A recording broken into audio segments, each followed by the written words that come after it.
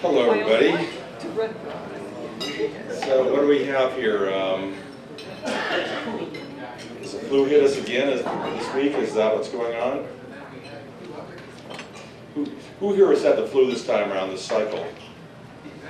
That's all? Okay, well, misery loves company. I had it for a bit. Again, this is the Washington County Public Affairs Forum. I'm John Tyner, I'm president.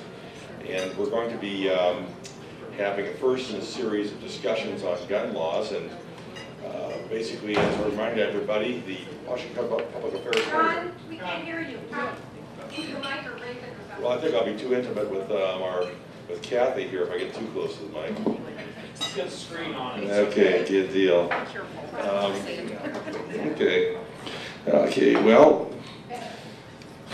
Well, basically, Washington County Public Affairs Forum is a public service entity dedicated to getting issues of interest to the community out in the community. And today we have Ceasefire Oregon, and as usual, you have to be a forum member to ask a question, and preferably one question. It's succinct and germane, but Ceasefire Oregon is founded in 1994 as a grassroots organization dedicated to staging an annual gun turn-in. They've since broadened the scope to include education programs to prevent gun violence. And in 2001, they formed an alliance with a legislative advocacy group, Oregonians Against Gun Violence. And the original Ceasefire Oregon became Ceasefire Oregon Educational Foundation. That's a 501c3. Essentially, they're dedicated to enacting laws in Oregon that will ensure safe and responsible use of guns. And Kevin Starrett is the director. Penny Okamoto. Right, Penny Okamoto is the director of Ceasefire Oregon, and she's been active in the movement to reduce gun violence since 2000, when she volunteered for the Million Mom March. She holds a Bachelor of Science degree in biology and has worked in the biotech field. As you're all aware, we've been having a program committee doing these things, and as you perhaps aren't aware, I've been missed the last few meetings because of the flu. But at this time, I'd like to move Penny up here to make her presentation, and she has at least a half hour, and then we'll begin asking questions. So when you're ready, come on up, and we'll welcome you.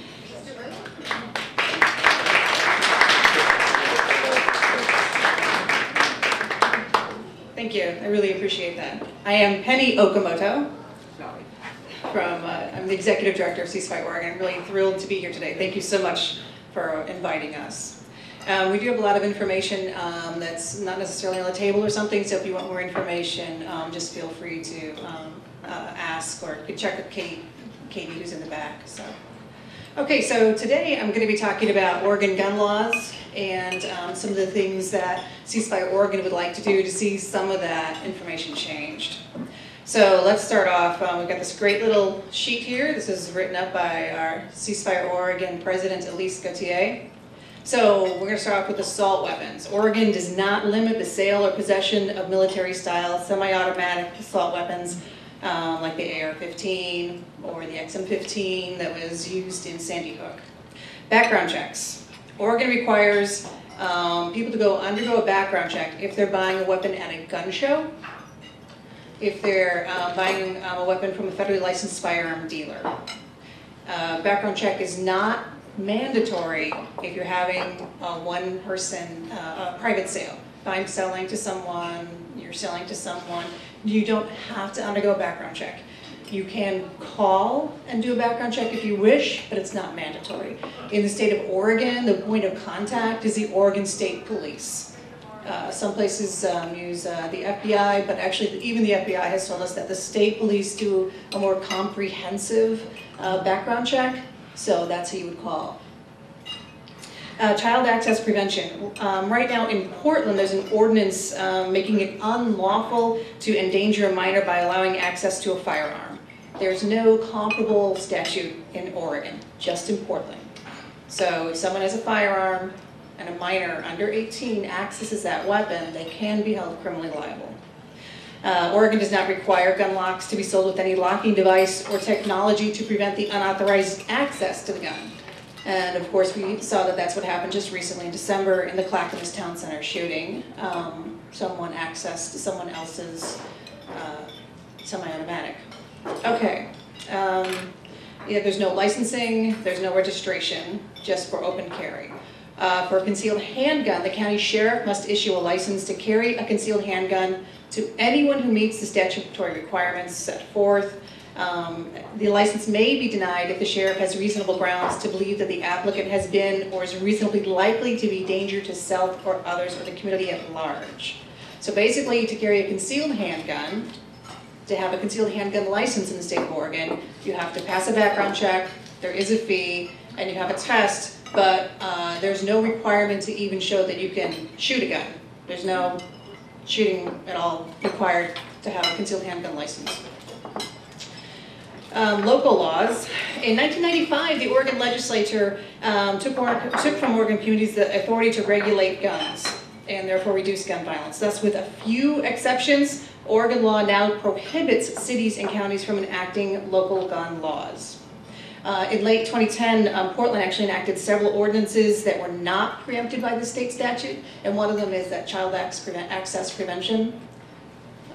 So that's how they did it, basically. A minimum age to possess. You have to be 18 to possess. I'm actually just going to read this because I always end up getting it switched. So Oregon law prohibits anyone under age 18 from possessing a firearm unless possession would otherwise be lawful, and the handgun gun's not a handgun and was transferred with the minor's parents' consent, or the minor possesses the gun temporarily for a lawful purpose. So basically, if you want to go hunting, with your children or something like that. Otherwise, pretty much you got to be 18 years old to have a long gun, 21 to have a handgun. So there's no registration, we don't have any safety standards, and we do not have a waiting period. A waiting period is like a cooling off period, basically. So that's kind of it in a nutshell, as far as what the gun laws are here in Oregon.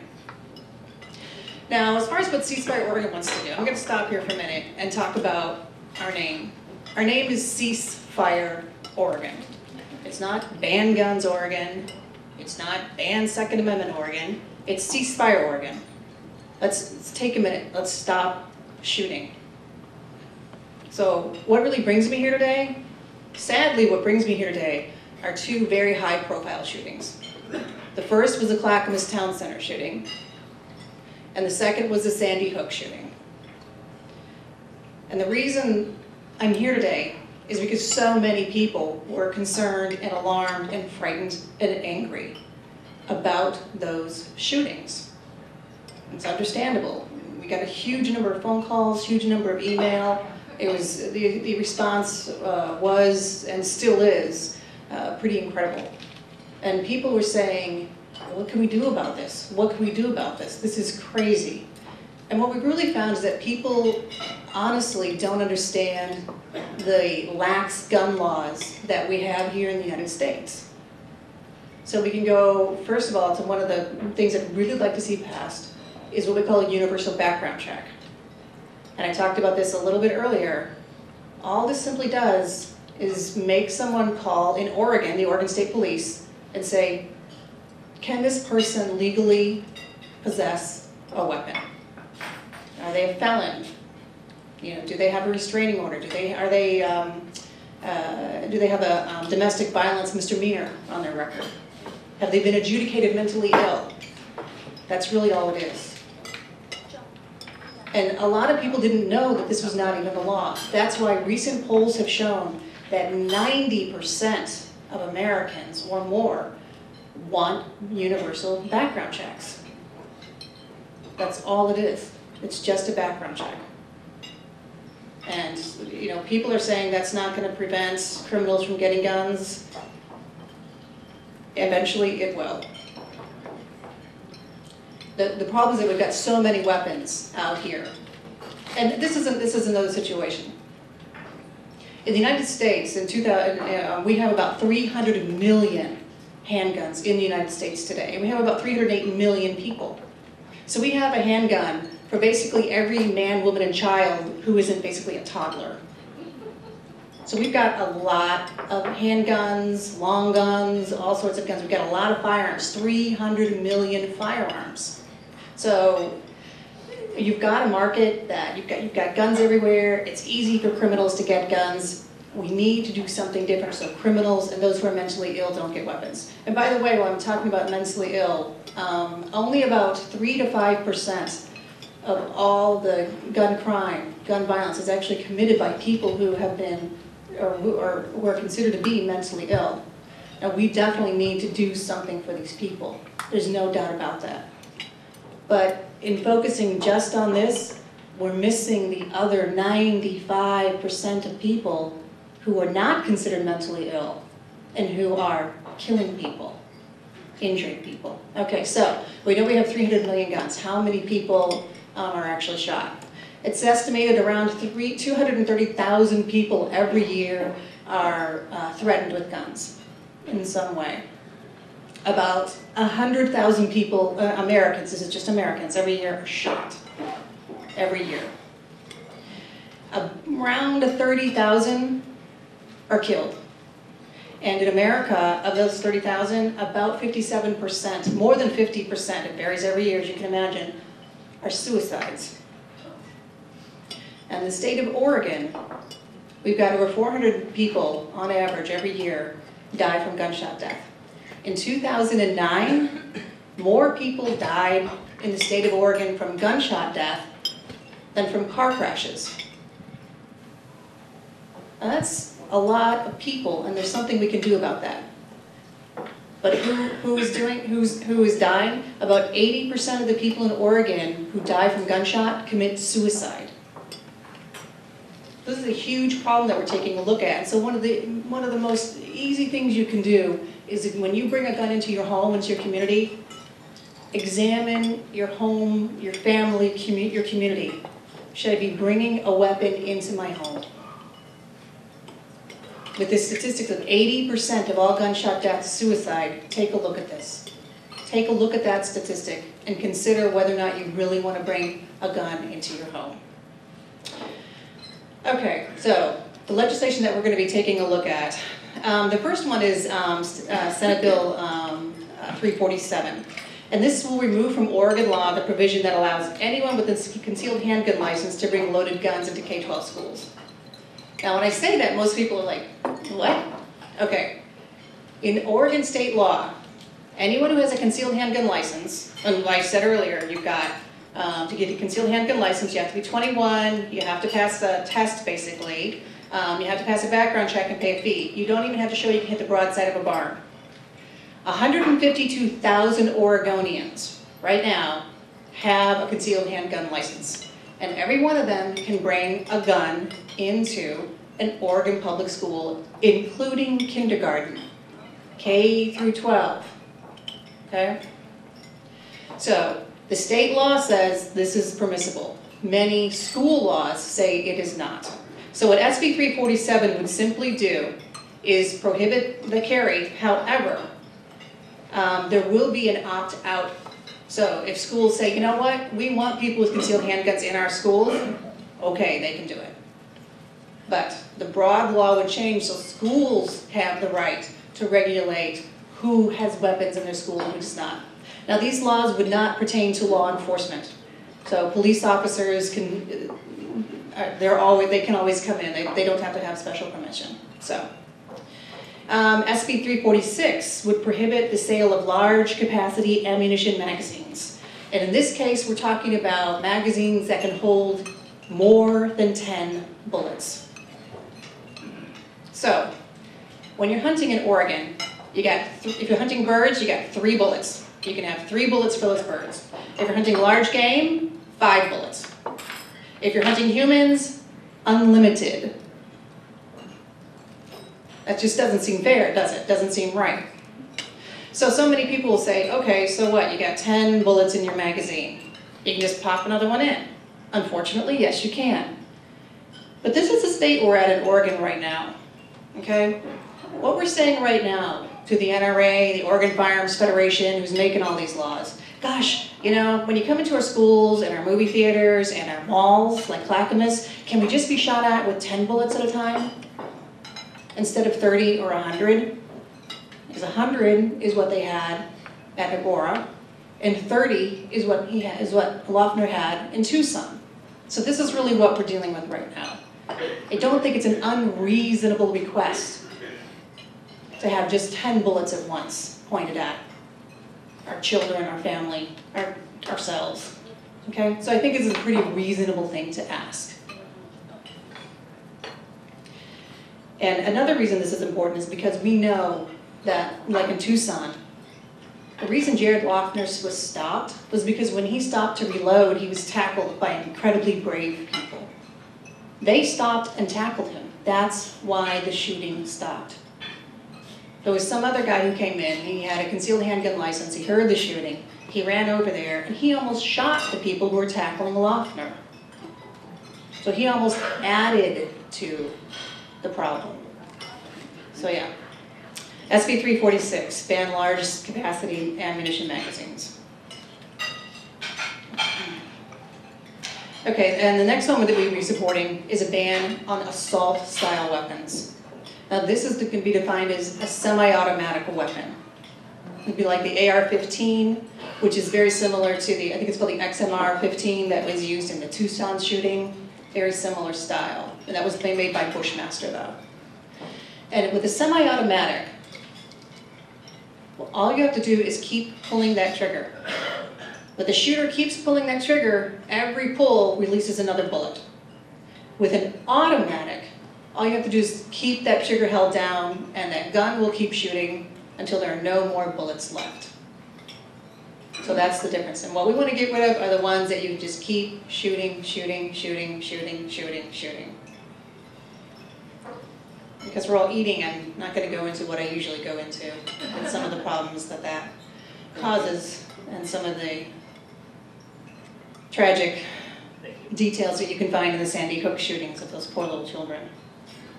Okay, we do support a bill to have a background check before the sale of every gun, universal background checks. I've already gone into that, and it has a lot of support. I would hope it passes on the federal level as well as on the state level. It's a very common sense bill. And then we also support a bill, child access prevention. Again, I've talked about this before. And this is a bill that makes it a crime to endanger a minor by allowing access to firearms. And again, this is holding gun owners responsible.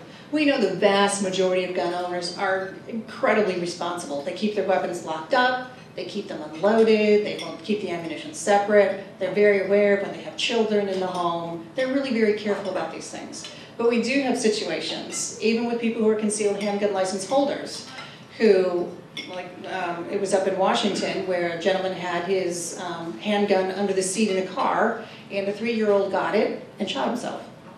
Or we have the situation in Oregon City, where a family went out hunting, a father and a son, I think, went out hunting, and the father left the weapon in the living room loaded. The next day, a neighbor boy came over to play, and he was shot in the head. He survived, but as you can imagine, he's going to have traumatic brain injury and suffer for the rest of his life. So this is child access prevention. We're not telling you where to store it, how to store it. All we're saying is, if you're going to leave your gun on the table here and a minor accesses that weapon, you're going to be responsible for it. Another thing too is we want to make sure that a minor is listed as someone who is under 18. In some states, with these laws, they would be considered under 12 or under 14 or under 16. Under 18 is important because we want to be able to go after any gang members who are going to be supplying weapons to minors. Okay, some other things that we would like to see done, but we are not pursuing as bills right now, and simply because we don't have the backing of the support form at this time. One is a waiting period. We would like to have a waiting period before we purchase, between the time you purchase a weapon and the time a weapon is possessed. Now we have something similar to that in voting. You have to register and then you vote. You can't usually, most places, register to vote on the same day you vote. So it's something similar to that. Why do we want a waiting period? It's a cooling off period. And again, like I told you before, suicide is a huge problem, not only nationwide, but especially in Oregon. It's this moment of grace that we can allow people to have to rethink things, okay? Another situation that we'd like to see is 1 gun a month, or regulating the number of guns people can buy. And people say, 1 gun a month, who buys that many? Well, gun ownership, we're finding, is concentrated into more and more households. So fewer households own weapons, but those households own more and more weapons. So gun ownership is definitely being concentrated in America. We do see that. So there are a lot of people who have a lot of weapons, not just one. But here's another thing. So why can I only buy one gun at a time or whatever? Straw purchasing and gun running. I have a clean record. I can go to a federally licensed firearm dealer. I can buy 100 guns today if I want. No questions asked, no reporting, no nothing. No one's gonna call up the FBI and say, this weird blonde chick just bought 100 guns, I think you need to follow her. It doesn't happen, okay? What am I gonna do with 100 guns? Well, I'm either gonna arm an army, or I'm gonna sell them to people who cannot purchase them legally. That's called a straw purchase. So we wanna eliminate straw purchases, and that's one way to do that. So, let's see, I think really due to time, I'm not gonna go too much into some of the research that I have here. There is research though that does show that people are safer if they don't have a gun in their home. Talks about the risk of suicide, risk of homicide, and especially the risk of domestic violence. There's just one thing that I will add, and this is on the national level about the Second Amendment. And again, I will try not to read this directly because it's kind of dull and dry. But there was a decision made a couple of years ago. This was the Heller decision. And then there was a decision made a couple of years after that called the McDonald decision. And basically, the whole gist of it is that the United States Supreme Court determined that it was lawful for American citizens to have a gun in their home for self-protection. Okay? But I would like to refer to pages 54 through 56, and these are the comments that were made by Justice Scalia and Justice Alito. Now, Scalia and Alito, I'm not sure if you're familiar with these justices, but they're not bleeding heart liberals. So I don't see that in a pejorative way. I mean, they're not liberal guys. Okay, so they have said, like most rights, the Second Amendment right is not unlimited. It is not a right to keep and carry any weapon whatsoever, in any manner whatsoever, and for whatever purpose. So they are saying, yes, we can regulate what kind of weapons you have. We can regulate where you bring them, and we can regulate who gets them. We don't want felons having weapons. We don't want weapons in our schools, and we don't think people should have semi-automatic guns. That's what I'm saying, not the justices, of course. And when people say, well, I like shooting a semi-automatic, that's great. You know what? I'm a biologist. I like microbiology. I would love to carry around, you know, some pretty cool stuff like Clostridium, which causes botulism, you know, anthrax. No, I can't carry that kind of stuff around. That's ridiculous. It's far too dangerous. Okay? So again, people don't have the right to carry around anything that they want. You know, are you going to carry around a surface-to-air missile? No. You have the right to carry a dirty bomb? No, of course not. So these things already have limitations. And as far as the assault weapons ban goes, that was in effect from 1994 until 2004. There was no hue and cry about the Second Amendment at that time because they knew that it was legal. It did not in any way interfere with the Second Amendment.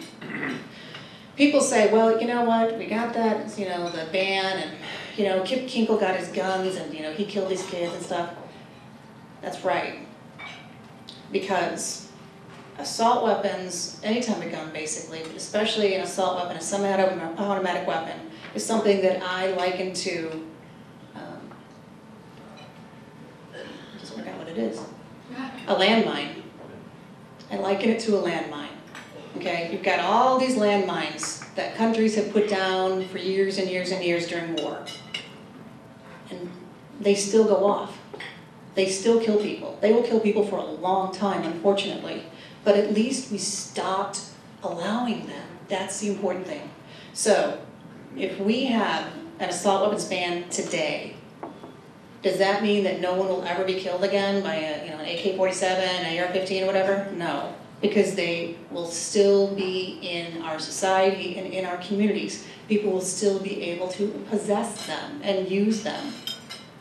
So this ban that we want to introduce, it's not necessarily going to keep us safe, but it's going to keep our children and our grandchildren and our great-grandchildren safe. Just like with banning landmines, we today are still going to suffer from them. Unfortunately, I mean, it's the other countries who do that. But if we put a ban on them, at least their children or their grandchildren, their great-grandchildren won't have to worry about them, because at some point they will either become ineffective or they will go off. Same thing with these semi-automatic guns. They will still be in our society. And we can only hope that with the other measures that we provide about who can have weapons, and really just raising awareness about gun violence. Maybe they won't go up. Maybe there'll be, people can turn them in at our gun turn-in. The Ceasefire Oregon is perhaps best known for our gun turn-in, Ceasefire Oregon Education Foundation. It's our 501c3, best known for our gun turn-in. And people can turn in their weapons and no questions asked. And over the past more than 10 years, Ceasefire Oregon has actually collected 7,787 guns. So maybe people turn them in. We've had people turn them in. We've had people turn in sawed-off shotguns. So that's what we can hope for. But unfortunately, that's the situation that we do have right now. And that's why people say that the 1994 ban wasn't effective. You still had the guns out there. You can't buy them anymore, but you still had them out there. So let's see, is there anything else that I've missed? I don't want to belabor the point. The last thing I want to say then is that the biggest thing that we need to do is really make people understand what gun violence is all about. There's Mothers Against Drunk Drivers. I'm sure everyone here knows Mothers Against Drunk Drivers, okay? They did a great job because not only did they reduced death from drunk driving, absolutely. They got stricter laws about driving drunk, and not only state laws, but eventually national laws. But what they really did was they changed our viewpoint. They changed how we perceive drunk driving. I mean, I remember the 60s, and someone, oh, it's a drunk driver, oh, it's a crash, oh, it's terrible. Now, if you have a DUI, there's no way you ever want to admit it. It's really a bad thing. And they didn't ban alcohol, they didn't ban cars, but they changed people's perspective. Friends don't let friends drive drunk. It was a great thing to say. Okay, and really making aware, people understood that how many children, how many people losing their lives to drunk drivers, that didn't have to happen, okay? Same thing that we deal with, okay? We're not about banning handguns, we're not about banning lawn guns. We do want to ban semi-automatics, okay? But what we really need to do is make people understand we need to be more careful about who's getting access to the weapons. We need to have gun law reform so we don't have criminals, felons, people who have domestic violence issues. People who've been adjudicated mentally ill, so they are not getting guns. So that's what we need to really do in America. So I urge you to go home, think if you have a weapon in your home, think if you need it, think what it could be used for, okay? Think what the probabilities are, and then talk to your friends and your neighbors about the realities of gun violence and the things that we can do that do not in any way weaken the Second Amendment. Background checks, waiting periods, banning large capacity magazines, universal background checks. These in no way weaken the Second Amendment. And these are things that we can do. And gun owners, like I said, the vast majority are really responsible. And they want to be seen as responsible people. And I know that we can do that. I know that working together with the entire community, we can reduce gun violence. But it's going to take everybody out there. Not only talking to your friends and your neighbors, but also calling your congressman. Call your senators. Call your representatives. Call your congressman.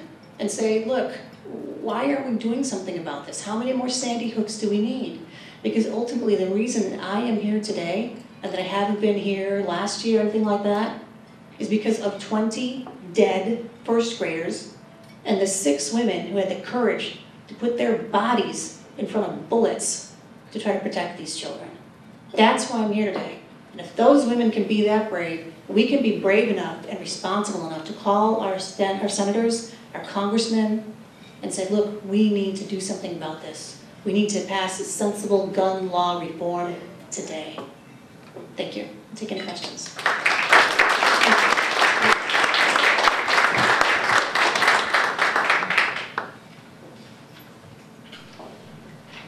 Again, questions are open to forum members, and as our policy, we always have the other side. Next week, we're going to have Kevin Starrett, Director of the Oregon Firearms Federation, and he'll begin here to give his views on that. But right now, it's questions, and identify yourself as a forum member, direct the questions to the speaker. Again, one question, specific, germane. Thank you.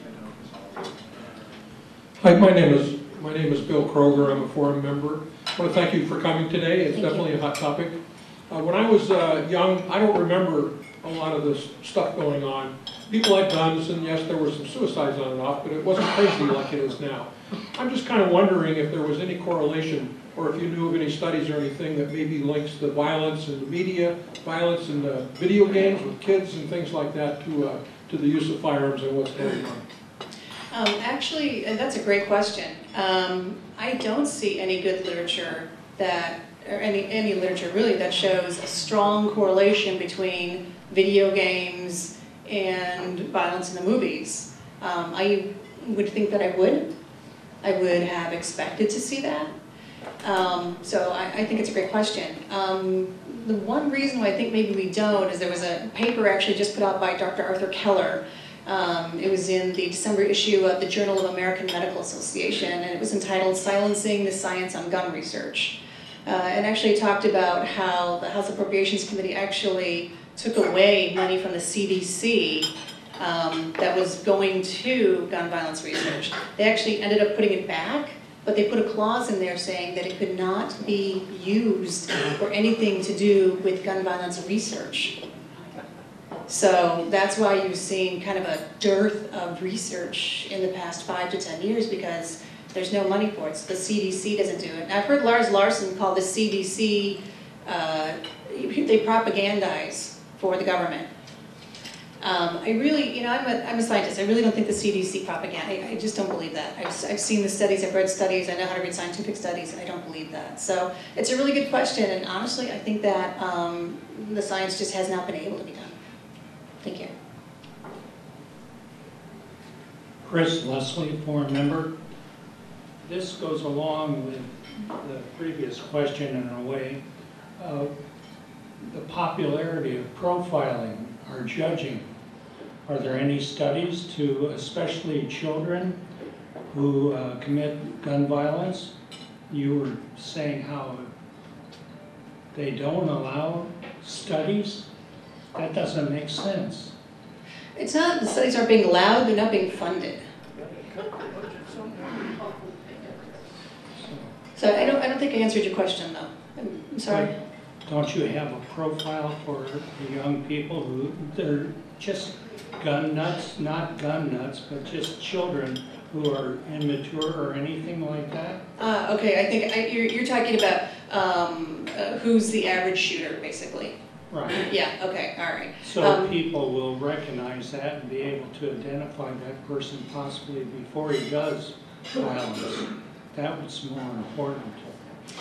Yeah, there are several great things you're talking about there. One of the things that with Adam Lanza was that people knew he was troubled. I mean, his doctor did and things like that, but she was not able to really convey that.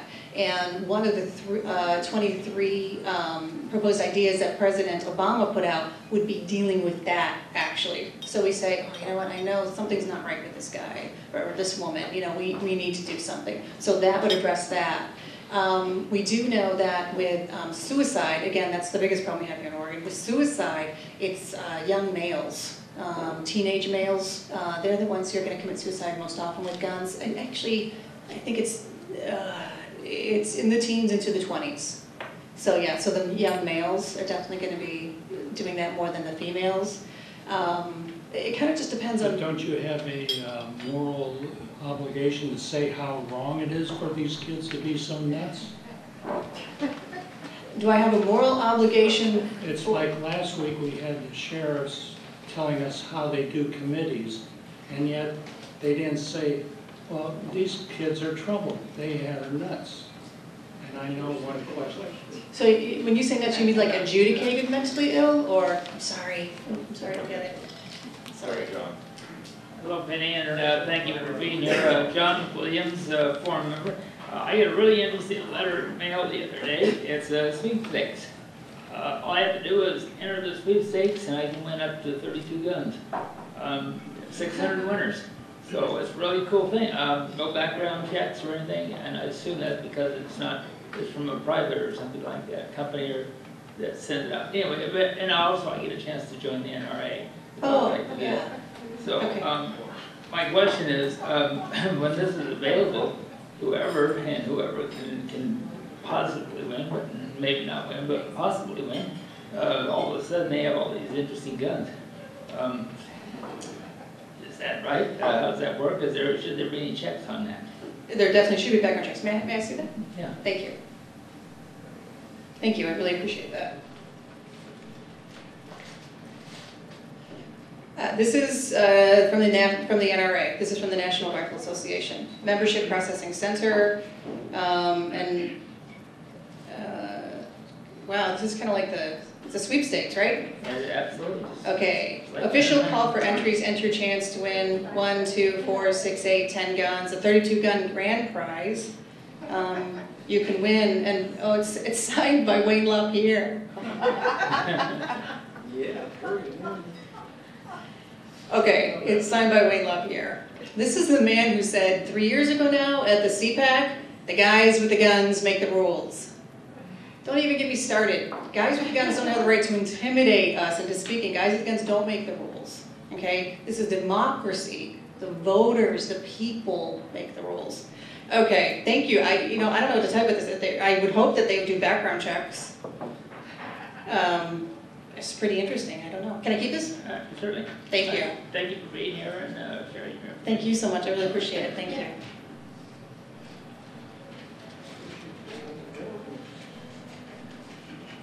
Hi, Marilyn McWilliams, forum member. I've kind of noticed that there's a pattern. So many of these shooters are young males that are unemployed. And I wonder if there's any statistics that show that when employment is up, people are busy working, that there's less of this kind of violence? Absolutely. I usually attend the gang violence task force meetings every other Friday. And the gang violence has really been going up in Portland. And what have we been seeing? We've been seeing poverty. So no jobs, no education, they turn to gangs, absolutely. But that's not just gang activity. That's, anytime you get more poverty and things like that, especially more poverty, you're definitely going to be getting people who are at the end of their rope and they do some pretty heinous things.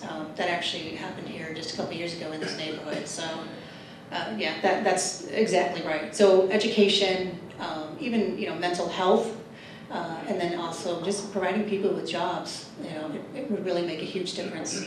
And also drugs. One of the things you'll notice back in the 80s and 90s, some of the spike in violence was directly related to the crack cocaine epidemic. Yeah, thank you. Hi, Karen Bowen, forum member. I have two questions. Surely. Could you talk about how your organization is funded, if they're state or per private money, or a little more about that, and how long you've been around, and kind of what your objectives are to know? I mean, wondering if there's multiple organizations like you, or are you the only one in Oregon, or are you the only one in, where do you fit in the bigger picture? Okay. And then the second question was, I didn't really understand, and I don't understand in general, federal law, state law, county law, city law, right? So you're going after Oregon with your House bills, but I'm just wondering, what do you do to connect all those things together? Okay. I did a dumb thing. I didn't bring my pen, so I cannot. You're going to have to help me remember what the first three things were. Well, your organization. Okay, the organization. So we've been around since 1994 as a 501c3, and that was actually starting with the gun turn-in. And then in 2001, Elise Gauthier came in, Oregonians Against Gun Violence, and they do legislative work, and so they became Ceasefire. And the gun turn-in folks became Ceasefire Oregon Education Foundation. We work to enact better gun laws, Ceasefire Oregon, and Ceasefire Oregon Education Foundation works to educate people about gun laws, and they do the gun buyback. And some of the things that I mentioned, assault weapons ban, child access prevention, universal background checks, waiting period, the assault weapons magazine, those are the kinds of things that we work on. How are you funded? We are funded by the goodness of people's hearts. Private? Yes, so we don't have, we're not funded by, mayors to get, no, we just get money from just generous donors, right? Anyone? Generous donors? Yes, just, Penny's a volunteer. right, we're all volunteers, except, we, a long time ago, we had a paid executive director. And then really what happened after 2001, funding dried up for all nonprofits, basically because of 9/11. So many people gave the money to 9/11 victims, I did too, everyone did. But a lot of the nonprofits took a big hit financially that way. And then people, for whatever reason, just weren't as interested in gun violence prevention, and so we didn't get very much money. So we've been working without a paid staff for a long time. We occasionally have an intern who comes in and gets paid, and of course pay our bookkeeper. But we were given so much money because of Sandy Hook by just people. People just came to our website, donated online. It was just amazing, so we got enough money that way that we can actually afford to have a staff person for a few months. I don't know how long we'll be able to afford that, but for a few months. So, but Elise has been working on this for years and years and years, not paid. I don't get paid. Nobody gets paid. We don't get paid for this. We don't make any money. And then my other question was the connection between federal, state, and local city. Do you have literature on that I can look at? Or? We have the gun laws in Oregon, right? And Elise, can you make sure she gets that? Yeah. Okay, yeah, right. So, but the federal is going to be, the big thing federal you're going to be looking at is the Second Amendment. Statewide, because we have a Oregon law 166.170, which was the preemption bill. I think it was in 1995 that was passed. And basically it said that local counties, cities cannot make their own gun laws, basically. And just to answer the rest of the question, that is, we work at the federal level as well as the state level. So we are absolutely trying to encourage our congressional delegation to pass universal background checks, ban high-capacity magazines, etc. And we are, although we're an independent organization, we have good communication with the national organizations that work on this issue, but we're actually So I'm going to repeat that in case you didn't hear. We do work on the federal level for legislation. We work on the state level. We actually helped just a little bit with some information when former Mayor Adams wanted to pass his ordinances in the city of Portland, namely the child access prevention that we were talking about. Also the gun-free zones. Gun-free zones is I gotta explain gun-free zones. People always say, what's the thing with gun-free zones? Criminals aren't gonna, say, oh, there's a piece of paper, I can't bring my gun here. Everyone knows that, of course. The issue with gun-free zones is it gives police officers, law enforcement, the right to to be able to do different things if they see someone coming in with a weapon in a gun-free zone. That's all it is. It of course doesn't prevent criminals from coming in there. That's not the case. That's not the point of a gun-free zone. So, anyway, sorry about that. Yes, sir. Hi, I'm Wayne Potter, former member. I would like to see if you can shed any light on the recent events where people are marching down neighborhoods with semi-automatic rifles, and recently, I believe, in the city of Portland, they were surrounding some people that were supporting efforts to deal with this gun problem, and they likely also had very large and well-armed weapons in their hands. Is this somebody, individuals, or is this groups that are supporting this, or what do you know? That's a good question for you to ask Mr. Starr, but he's here next week. So he's right. We've got the people who were in Selwood, and somewhere I think in Clackamas actually a few weeks ago now with their weapons slung over their backs, walking around. They had a concealed handgun license, and this was perfectly legal for them to do. When I say that people need to be better educated about laws, people don't realize, yeah, this is what they can actually do. That's completely 100% legal, okay? Now, he was specifically talking about the rally that happened Saturday at City Hall, and there were some guys down there. I actually only made it to the last part of that, but other people who are here were at that rally. And they saw, who was there. But I will speak to where I was. On Friday, I was in Salem. Friday morning. I was actually, Ceasefire Oregon was there as part of the Oregon Public Health Association. How am I doing on time? I'm okay? All right. So we were part of the Oregon Public Health Association. We had a booth there. And public health, there's a whole concept of market justice versus social justice. Market justice means the NRA and the guy who owns Bushmaster, who sits on the board of directors of the NRA, Wayne LaPierre, they make a lot of money out of guns.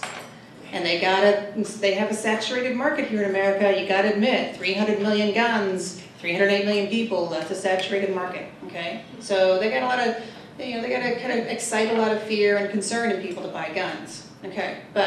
So anyway, we were just down there with the Oregon Public Health Association because they had invited us, so we were actually really talking about things like safe storage. Keep your weapons locked up and unloaded if you have kids there, just nothing radical, that's just really over there to talk about. And this group, kind of a loose-knit group of people, from what I understand, I was on their Facebook page actually, decided that they're going to come down to the Salem, the Capitol, on Friday to do a big protest. They said, I've got my guns, I got my right to have my gun. Yes, you do. But it got to the point, and actually my family's here, they don't know this. So they're not going to be happy. But they got to the point where they were coming up the Capitol steps and they had concealed handgun license. By the way, if you have a concealed handgun license, you can bring any honkin' big gun you want into the state capitol. And I was told by one of the aides about 30% of the senators and legislators and congresspeople in Oregon, senators and representatives in Oregon carry their weapons into the capitol. But anyway, so we had, 200-300 people on the other side of the street. I'm up on the Capitol steps. There are a few other people. Katie's there, maybe 4 or 5 other people there supporting us.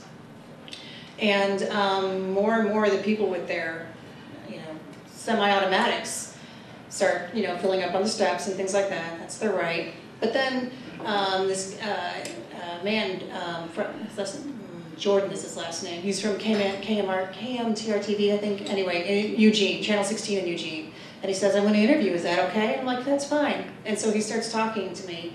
And I start explaining, look, what's really happening here with all these people starting to encircle us and get closer and closer and closer? They're trying to intimidate me. They're trying to say, I don't have a right to speak. I don't have a right to exercise my democracy, my democratic right. People did not come to Salem that day because they heard there were going to be hundreds of guys there with guns, and they said, I'm not going to expose myself to that many guns. They intimidated people. And I said at that time, the Second Amendment does not trump anyone's First Amendment right to free speech. And really, that was about intimidation. This wasn't about a right to carry a gun. This was about trying to intimidate people who want not to ban guns, but to have reasonable gun laws. That's really all we're talking about. So yeah, that was the big deal, basically, to intimidate me, to intimidate the people who were there. And they did intimidate people. They did. People didn't come because of that. And that's not very American, by the way. Yes, ma'am. Oh, but it is. Hi, I'm Emily. Emily Nuff. I'm a member. You mentioned people trying to do the right thing, do background checks, and I know that there's a criminal database, so if you've been convicted of a crime. But you also mentioned the state police has authority or the wherewithal to check on adjudicated mental health, and I don't know if they do or not. Can you clarify that for me? That's a really tricky question. The short answer is that they weren't doing a good job, but now they're doing a much better job. That's the short answer to that. Hi, Penny. Kathy Stanton, forum member. The very first part, well, the two things you said in your presentation that I had questions on. The very first part you said that there is a background check at gun shows in Oregon that's required. I didn't think that was true. I thought you could buy, sell at a gun show without any paper trail or background check.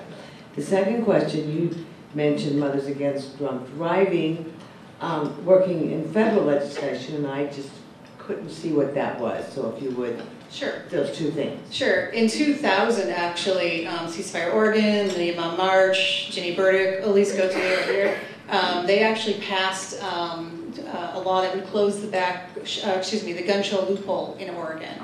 And so they determined that a gun show is anything with 25 guns or more. Yeah, so 25 guns or more is considered to be a gun show.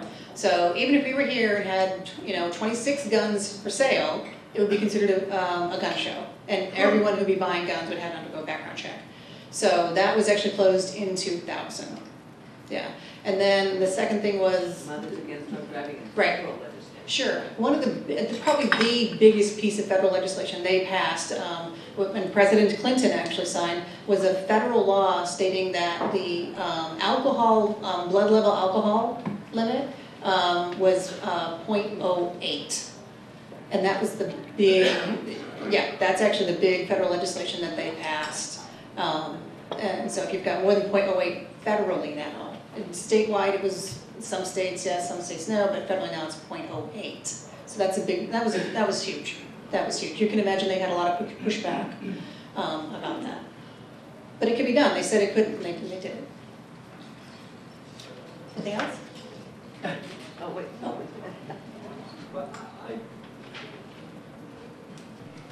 Lee Hunt, forum member. I don't know how you react to this question, but I've heard of law enforcement officers, sheriffs, who say they aren't going to enforce federal laws unless they contradict local laws. I wonder if you have any view or position of that. My understanding is the federal law is supposed to be supreme over other laws, but I've heard of, I think, 4 or 5 sheriffs, including Washington County, I believe, say they aren't going to enforce these laws. What do we do then? Well, I actually asked police officers about this. I thought, oh my gosh, how can this be? I mean, if you're not going to enforce, assault weapons ban, which we know to be completely legal, what other laws are you not going to be enforcing? And so I talked to some of my friends at the Gang Violence Task Force, and I said, what can we do about this? This is kind of creepy. And what I was advised was that sheriffs are only responsible to the voters. So I would make sure that Pat Garrett from Washington County Sheriff's, if you disagree with what he said, you can let him know, I'm not going to vote for you because I didn't like what you said. Of course you can say, I loved what you said. I don't want, I want all my assault weapons. I want my semi-automatics. I'm totally going to vote for you. So it really comes down to the voters. And we'll see what happens in the next election. Having said all that, almost all of the sheriffs have backpedaled on that. They've almost all backpedaled on that. But it does beg the question, if you're not going to uphold that law, what other laws are you not going to uphold? And by the way, really, there's not, other than the voters, that's all we can really do about that. Just go to the voters on that. Thank you, that's a great question. Thank you very much, we appreciate it.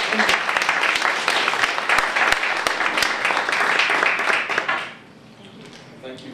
Thank you. Thank you, Okamoto. Penny. Didn't I say Penny? Okamoto.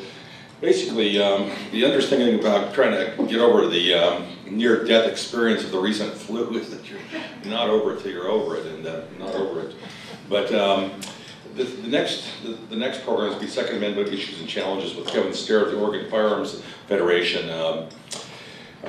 Again, I understand how tough it is to ask just one question, and the only reason we insist on that is because the members have told me they want that. We can modify it any time.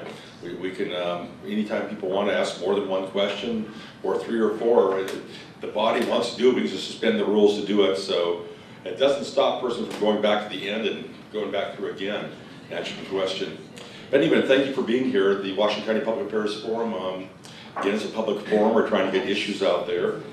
And the Second Amendment issues that we're dealing with this week and next week, of course, of great interest to everyone. So I hope to see you all next week, and thank you for coming today.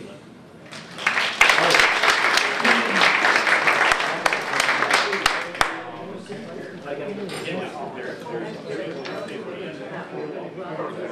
you.